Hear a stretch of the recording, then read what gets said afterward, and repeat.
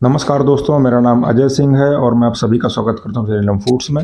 दोस्तों, जैसा कि थंबनेल में अभी आपने देखा है कि आज का जो टॉपिक जो है वो स्टीम ड्राई नूडल के ऊपर है। स्टीम ड्राई नूडल किस तरह से फैक्ट्री में जो है मैन्युफैक्चर किया जाता है और इसको हम लोग हक्का नूडल भी बोलते हैं।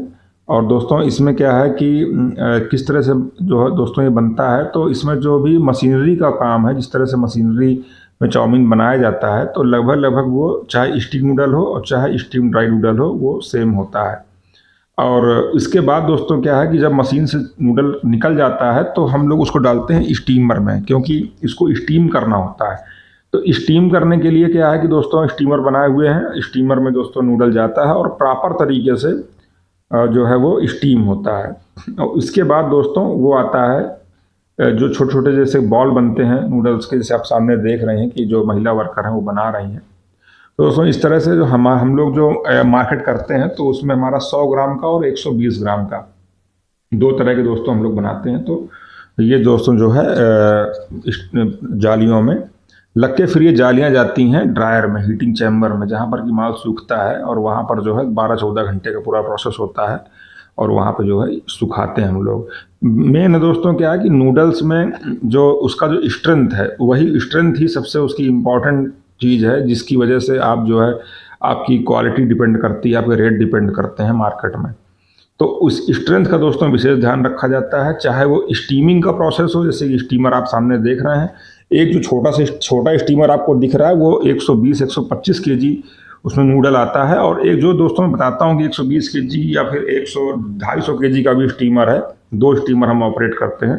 तो दोस्तों ये जो है ये सूखा मैदा की बात है, मतलब अगर 250 किलो का स्टीमर है तो 250 किलो सूखा मैदा है, उसमें पानी अलग है। बहुत से लोग क्या है कि मार्केट में लोग मिसगाइड करते हैं कि ये 250 किलो है, 200 किलो है, तो बाद में जब ऐसा होता है तो कहते नहीं हमने तो पानी के साथ बताया था। तो मैं क्लियर कर लेना चाहिए, क्योंकि हमारा दोस्तों काम मशीनरी बनाने का भी है, हम मशीनरी बनाते भी हैं, और जो भी मशीनें आप हमारी फैक्ट्री में यूज होते हुए देख रहे हैं इस समय, वो सभी मशीनें हमने अपने यहाँ तैयार करी हुई हैं। तो बहुत ही बेहतरीन मशीनें हैं, उनमें तो किसी तरह कोई डाउट नहीं, क्योंकि हमारे यहाँ फैक्ट्री में चलती हैं और हम लोग इन्हें टॉप क्वांटिटी तक चलाते भी हैं, मतलब पूरी तरह से इनकी क्षमता पे यूज करते हैं। उसके बाद हम लोग इनकी प्रोडक्शन कैपेसिटी है, इनकी एक्यूरेसी है, इनका जो भी मेंटेनेंस मैनेजमेंट है, वो सारी चीज़ें जो है ये हमें पता होती है, क्योंकि हमने इन्हें चला के देखा हुआ है।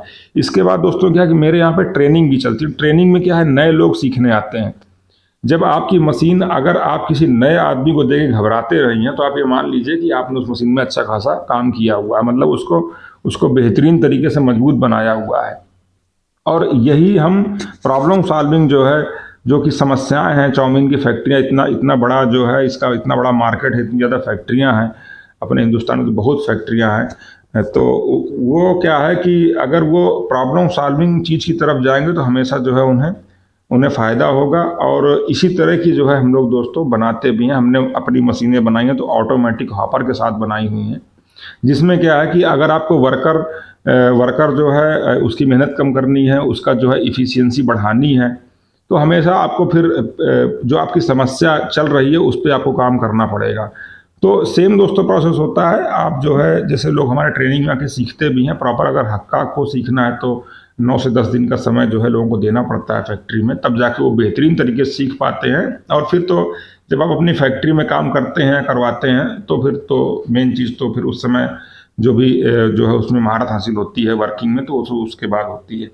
बाकी ये है कि हमारी अगर यहाँ पे जो लोग ट्रेनिंग में आते हैं, सीखते हैं, तो उनको काफ़ी हद तक दोस्तों फैक्ट्री को चालू करने में इतना वो लोग उनको रहता है कि उनको जो है नुकसान नहीं आने पाता है किसी तरह का भी, और बहुत जल्दी ही चीज़ों को जो है मैनेज कर पाते हैं।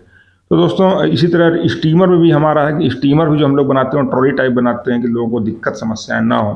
आप हमारे ड्रायर भी देखेंगे, हीटिंग चैम्बर जो है जहाँ पे माल सूखता है, 1000 केजी का ड्रायर है, 1000 किलो कैपेसिटी का। तो आप देखेंगे कि जो जालियाँ हैं वो भी ट्रॉली पे हैं, और इससे क्या है कि नूडल को अंदर लोड करने में और ड्रायर को खाली करने में, अनलोड करने में किसी तरह का दिक्कत वर्कर को नहीं आता है। बहुत तेज काम होता है, मतलब जो जिस हिसाब से हमारी फैक्ट्री में जितना जगह है और उस जगह के हिसाब से अगर हम लोग वर्किंग देखते हैं, तो ये बहुत बेहतरीन जो है मैनेजमेंट का नतीजा, जिससे कितनी अच्छी वर्किंग हो पाती है। और दोस्तों बढ़िया कैपेसिटी पे काम होता है। और सबसे बड़ी बात है कि cost effective, running cost effective होना बहुत ज़रूरी है। रनिंग कॉस्ट का मतलब है दोस्तों, हर जगह आपको फैक्ट्री में जो आप माल बना रहे हैं उसमें लागत कम से कम होनी चाहिए, लागत कम होनी चाहिए। और जो भी नूडल की क्वालिटी है, यानी कि स्ट्रेंथ है या फिर उसका मैनेजमेंट है, वो बेहतरीन होना चाहिए। जब ये चीज़ अच्छी होगी तभी आपको मार्केट में इसका फ़ायदा मिलेगा।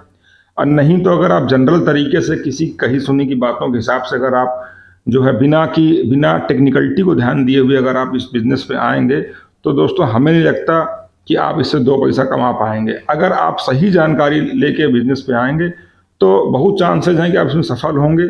और अगर आप मनगढ़ंत चीज़ों को समझ के आएंगे तो फिर बहुत मुश्किल है, लोगों को बड़े बड़े नुकसान भी होते हैं।